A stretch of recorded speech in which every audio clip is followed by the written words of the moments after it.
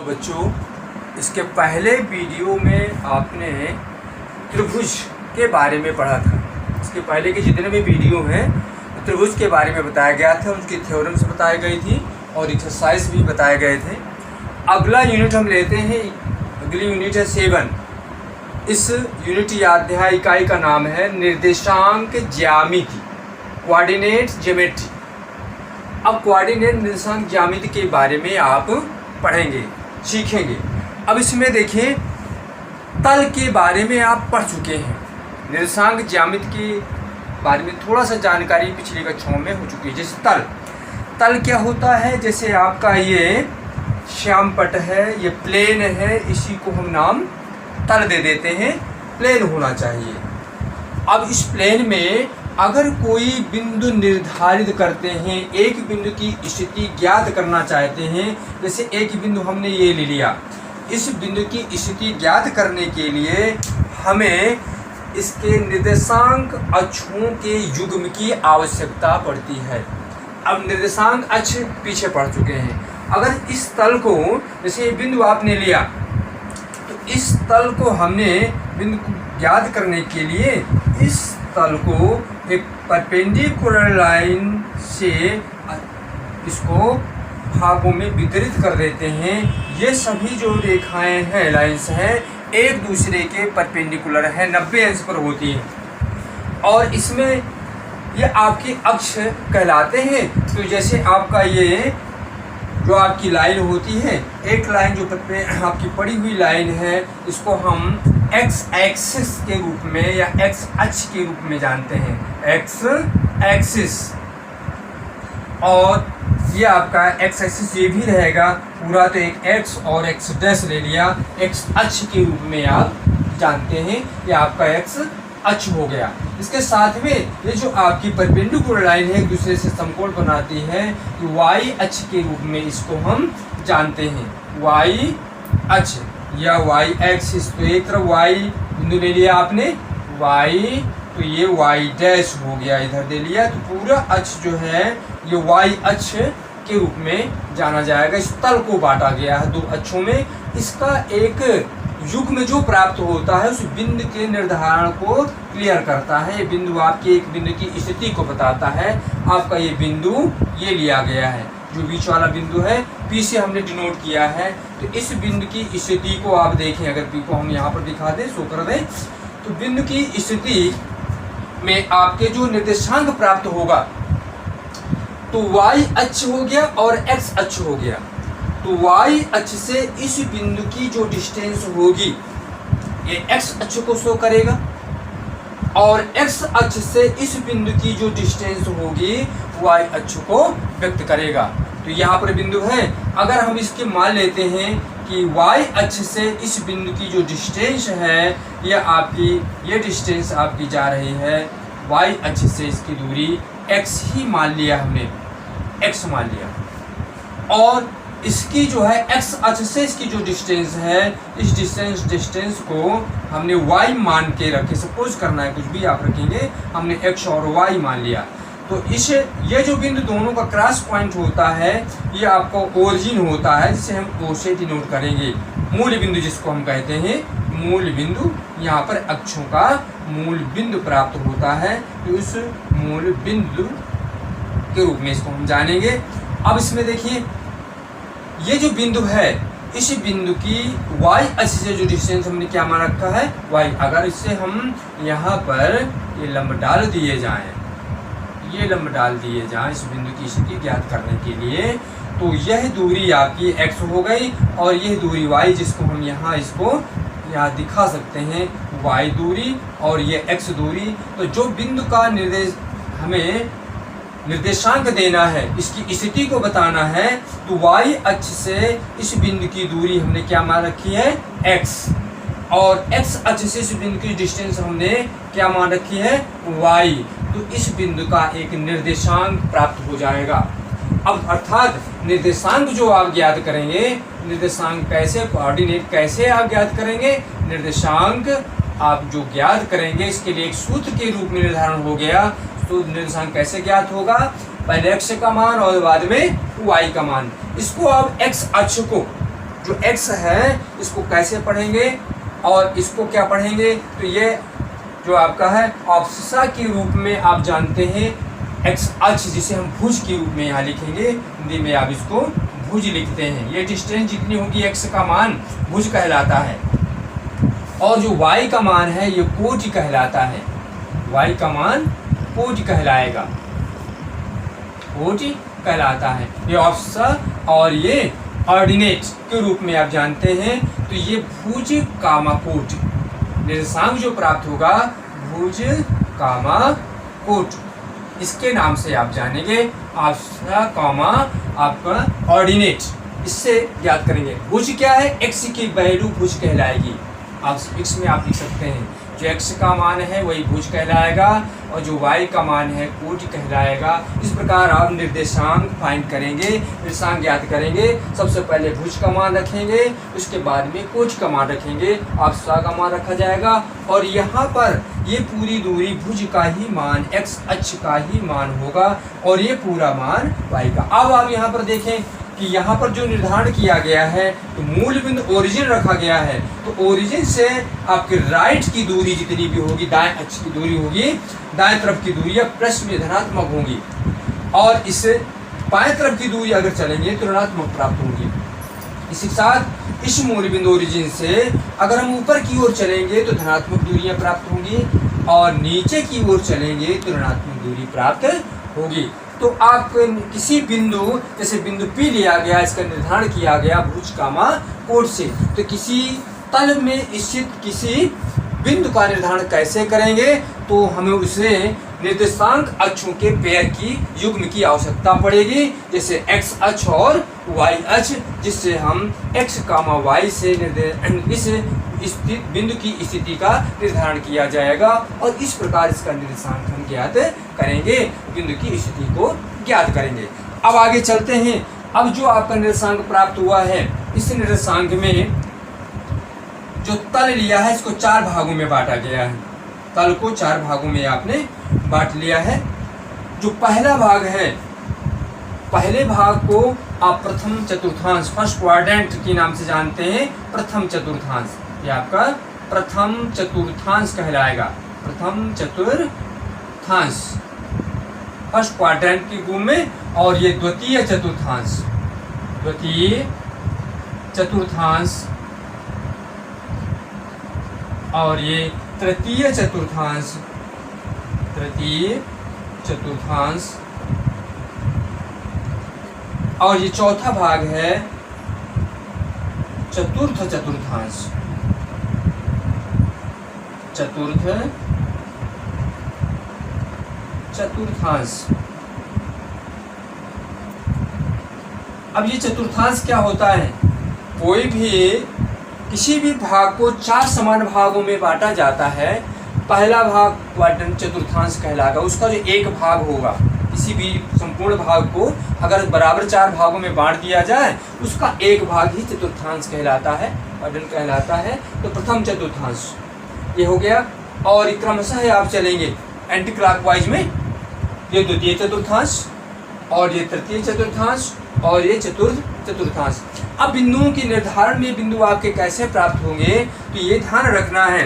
प्रथम चतुर्थांश में अगर हम ये चलते हैं दूरी एक्स अक्ष के भुज की ओर चलेंगे दाएं तरफ, तो सभी दूरियां धनात्मक प्राप्त होंगी, और इसके ऊपर की ओर चलते हैं तो कोटि के जो मान प्राप्त होंगे सभी मान धनात्मक प्राप्त होंगे। याद रखना है, मूल बिंदु से दाएं तरफ चलने में धनात्मक मान, ऊपर की ओर चलने में धनात्मक मान, बाएं तरफ चलने में सभी ऋणात्मक दूरियां प्राप्त होंगी।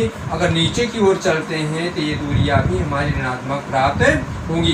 तो अगर कोई भी बिंदु आपका, दोनों बिंदु जैसे हमने यहाँ पर लिया था x और y निर्देशांक आपने लिया था, दोनों मान धनात्मक हैं। x का मान, पहला मान भी धन का प्राप्त हुआ है, दूसरा मान भी धन का प्राप्त हुआ है, तो ये आपकी पहचान हो जाएगी। उस बिंदु का निर्धारण जो है प्रथम चतुर्थांश में होगा, फर्स्ट क्वाड्रेंट में होगा। इसके बाद में अगर आप देखते हैं कि पहला मान आपका ऋण का है और दूसरा मान धन का है, तो इसके पता चलेगा कि आपका जो बिंदु का निर्धारण है, बिंदु की स्थिति है, द्वितीय चतुर्थांश में होगी, याद रखना है।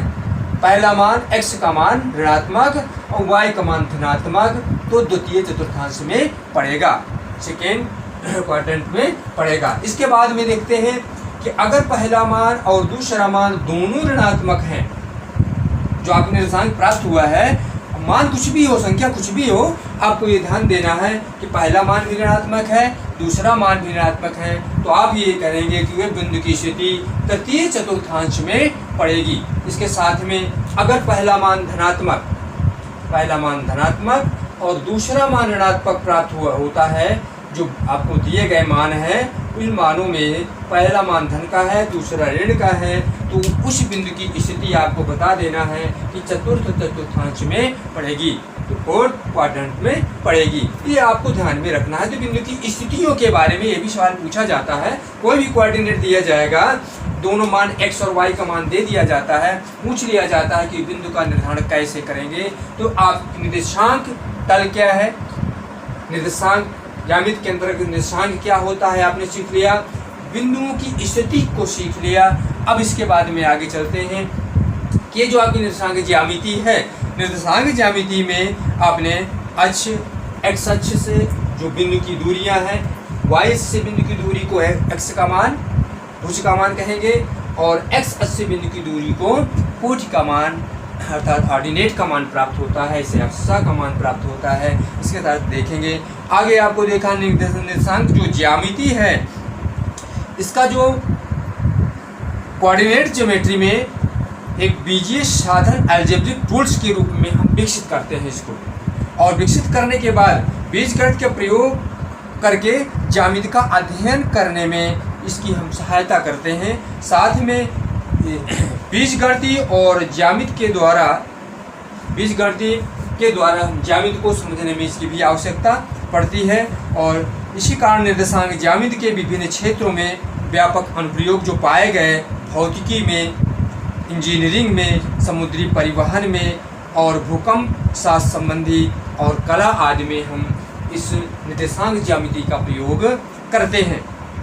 और आप जो ये ध्यान रखना है कि इसके अंतर्गत क्या आपको पढ़ना है। इसके अंतर्गत दो दिए गए बिंदु जो आप निर्देशांक ज्यामिति के अंतर्गत, उसके बाद आपने देखा इसका प्रयोग कहाँ करेंगे, किस सिचुएशन क्या है, और इसमें अलजेब्रिक में और निर्देशांक ज्यामिति का क्या सहयोग है एक दूसरे का, कैसे आप जो है कोऑर्डिनेट के रूप में इसको हम आप पढ़ते हैं।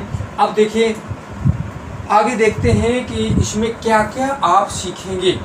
अब इसमें क्या सीखेंगे, अगर दो बिंदु दिए गए हैं, इस पर दो बिंदुओं का निर्धारण किया गया है और इसकी डिस्टेंस ज्ञात करना, जैसे पी क्यू है और पी क्यू के डिस्टेंस की हमें फाइंड करना है, तो हम निर्देशांक ज्यामिति की सहायता से इन दोनों बिंदुओं के निर्देशांक दिए होने पर इसकी डिस्टेंस हम ज्ञात करने में सहायता करेंगे।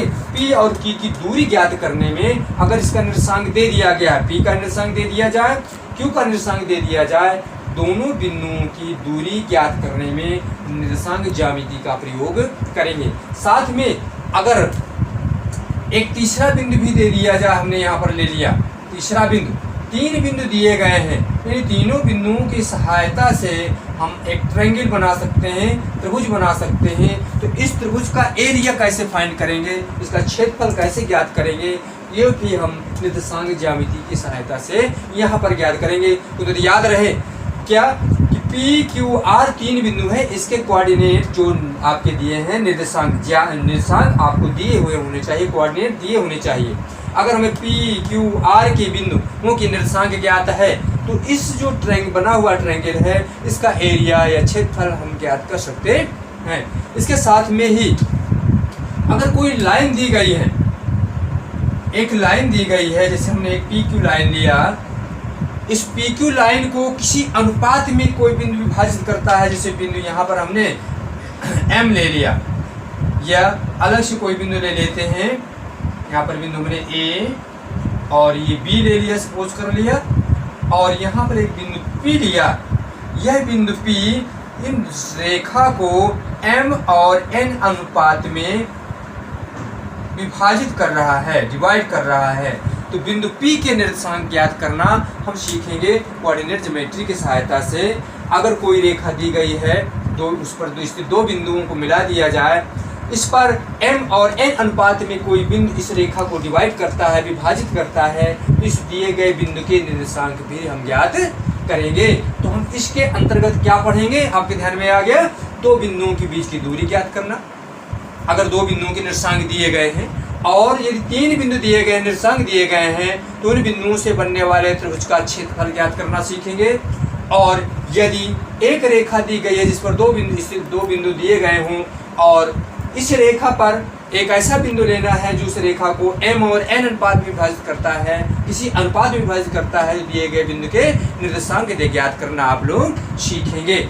अब आप इसके अंतर्गत यही आएगा। अब देखते हैं इसकी बिंदुओं के निर्देशांक में, जैसे हम लेते हैं दूरी ज्ञात करना। अगर हम दूरी ज्ञात करना है तो दूरी ज्ञात करने के लिए हमने एक बिंदु ले लिया, ये बिंदु, इसी कार्तीय तल पर एक बिंदु P लिया गया, एक बिंदु आपने P ले लिया और यह बिंदु जो P है इसके, और एक बिंदु यहाँ पर हमने दूसरा ले लिया, बिंदु यहाँ Q ले लिया, दो बिंदु लिए गए, एक बिंदु P और Q। इन दोनों डिस्टेंसों में P और Q की दूरी ज्ञात करना है। हमने आप तल पर लिया, कार्तीय तल पर निर्देशांक ज्यामिति में के रूप में लिया। तो यहाँ से हम इसकी परपेंडिकुलर लाइन डाल देते हैं अक्ष के सहायता से, ये डाल दिया गया, और यहाँ से भी हम डाल देते हैं, ये लंबवत रेखा खींच देते हैं, और यहाँ से भी ये लाइन आपने खींच दिया, यहाँ से एक रेखा, इसको भी पूरा कर दिया। तो अगर ये दूरी आपकी कुछ सपोज की गई, एक्स वाई अक्ष से इस बिंदु की दूरी ली गई और हमने इसको x1 मान रखा है, ये मान लिया x1 दूरी, और ये जो बिंदु आपका है इस बिंदु से, जैसे हम यहाँ पर एक बिंदु ले लेते हैं आपका PQ, और यहाँ पर हमने R ले लिया और यहाँ S ले लिया, और ये RS, इसको T हमने ले लिया। तो यहाँ से देखिए इस बिंदु की दूरी हमने x1 सपोज कर लिया और इसकी दूरी पूरी हमने x2 सपोज कर लिया, x2 डिस्टेंस है, और यह दूरी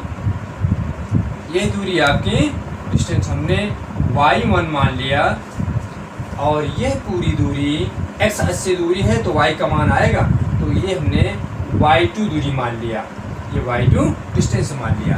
तो अगर आप देखें यहाँ से आपका ये समकोण त्रिभुज बनता है, QT जो है आपका QTP समकोण त्रिभुज बनेगा। तो अगर हम ये डिस्टेंस ज्ञात करें, ये डिस्टेंस कितनी होगी, तो अगर ये डिस्टेंस आप ज्ञात करना चाहें तो इस पूरी डिस्टेंस में ये डिस्टेंस घटा देंगे, पूरी डिस्टेंस है आपकी x2 और ये डिस्टेंस है कितना x1, इसको अगर आप घटा देते हैं तो ये दूरी, जितनी दूरी RS की होगी वही P और T की दूरी होगी, तो ये डिस्टेंस आपकी मालूम हो गई x2 माइनस x1, ये आपकी दूरी प्राप्त हुई। साथ में देखिए ये पूरी दूरी आपकी y2 है और ये पूरी दूरी y1 है, तो ये भी y1 हो जाएगी। जब y1 हो जाएगी तो हम ये डिस्टेंस ज्ञात कर सकते हैं, कितनी होगी, पूरी दूरी y2 में से ये दूरी कितनी होगी, y1 के बराबर होगी। ये दूरी आपकी y2 पूरी दूरी थी y2, और ये दूरी आपकी आ जाएगी y1। जब y1 दूरी आ जाएगी तो y2 दूरी में y1 अगर आप घटा दें तो ये दूरी आपकी QT की दूरी आ जाएगी, QT लंब हो जाएगा और PT आधार हो जाएगा। हमें PQ कर्ण का मान निकालना है। तो अगर यहाँ लिखे कि आप जो है समकोण त्रिभुज ले लें, समकोण त्रिभुज यहाँ कैसे निकाला गया, QTP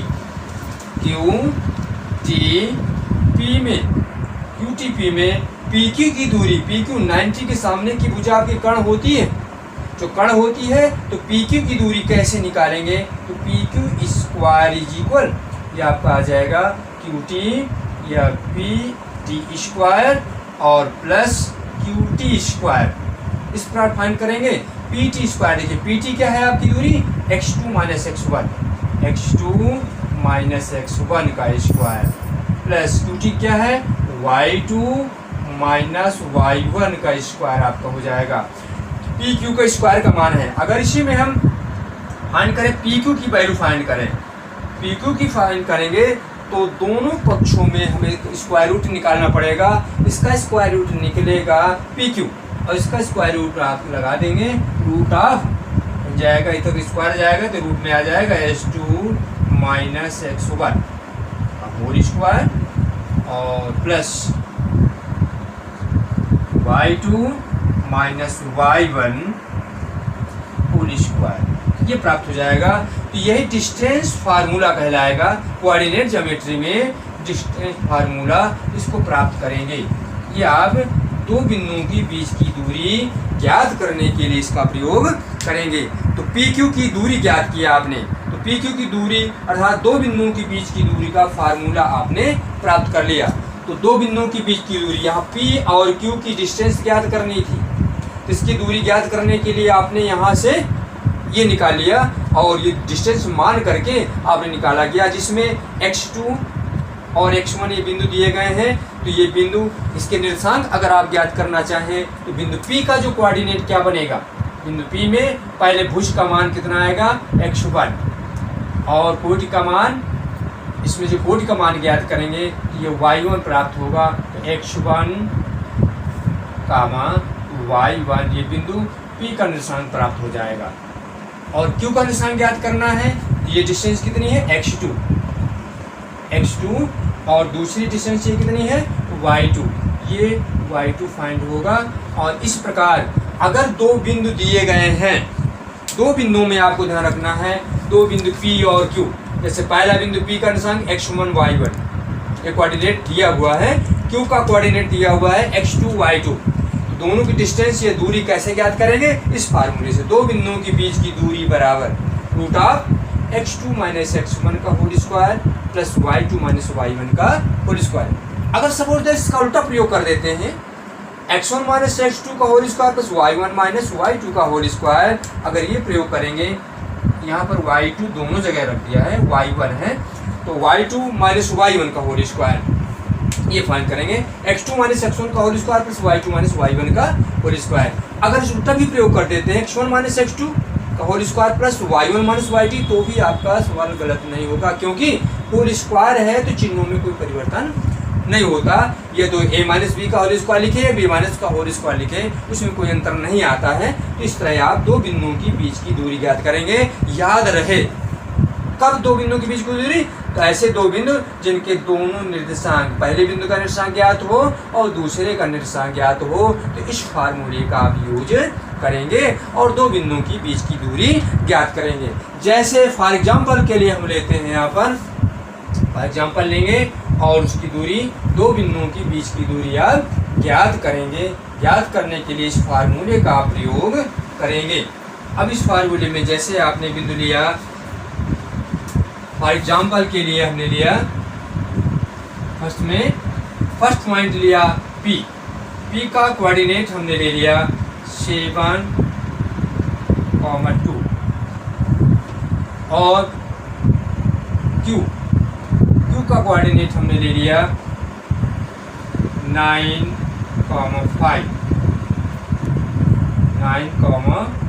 5 ये आपने सपोज किया। तो यहाँ देखिए, जो पहला निर्देशांक है x1 y1 की वैल्यू होगी, इसमें पहले निर्देशांक में x1 का मान 7, y1 2, x2 9, y2 5, इसको आप पहले लिख लेंगे। अब इस फार्मूले का यूज करते हैं पी क्यू की डिस्टेंस, इसलिए पी क्यू की दूरी, हम केवल शॉर्ट में पी क्यू लिखते हैं, आप लिख सकते हैं पी क्यू की दूरी लिखेंगे। तो इस पी क्यू की दूरी के square root of x2 minus x1 का होल स्क्वायर, x2 क्या है, अब यहाँ देखिए x2 की वैल्यू 9 है और माइनस x1 की वैल्यू 7 होल स्क्वायर और plus y2 5 minus y1 2 whole square प्राप्त करेंगे। स्क्वायर रूट ऑफ 9 माइनस 7 करेंगे 2 का स्क्वायर प्लस 5 माइनस 2 करेंगे 3 का स्क्वायर, स्क्वायर रूट ऑफ 2 का स्क्वायर 4, 3 का स्क्वायर 9, तो स्क्वायर ये आ जाएगा रूट ऑफ 13। इतने यूनिट, इतने मात्रक, ये मान ज्ञात हो जाएगा दोनों बिंदु के बीच की दूरी इस प्रकार आप ज्ञात करेंगे। आप किताब में देखेंगे तो एक्सरसाइज में बहुत सारे क्वेश्चन हैं, कल इसके बारे में और बताया जाएगा। थोड़ा सा इस फार्मूले का प्रयोग करके दो बिंदुओं के बीच की दूरियों का प्रयोग करेंगे, कुछ दूरियां आप निकालेंगे। जैसे मैं आपको होमवर्क के लिए दे दे रहा हूँ, नंबर फर्स्ट पार्ट में दे रहा हूँ। दूरी ज्ञात करना है। एक बिंदु ए है जिसमें 3, 0 और बिंदु बी दिया गया है 0, -1। इसकी दूरी ज्ञात करना है। नंबर सेकेंड में ये देते हैं, इसमें हमने बिंदु पी ले लिया, इसमें 4, -1। बिंदु क्यू ले लिया -1, -7। इनकी दूरी ज्ञात करना है। तो ये दो हमने होमवर्क के लिए आपको रखा है, इसको आप घर में प्रयास करिएगा और ऐसे सूत्र का प्रयोग करके आसानी से आप ज्ञात करेंगे। बहुत कठिन विधि नहीं है, किंतु यूज करेंगे तब आना प्रारंभ हो जाएगा। अगले वीडियो में हम एक्सरसाइज के सवालों को विस्तृत रूप से बताया जाएगा। आप उसको देखिए, वीडियो को लाइक करिए, चैनल को सब्सक्राइब करते रहिए और इस पर डेली अब आगे एक्सरसाइज के रूप में आगे सवालों को बताएंगे।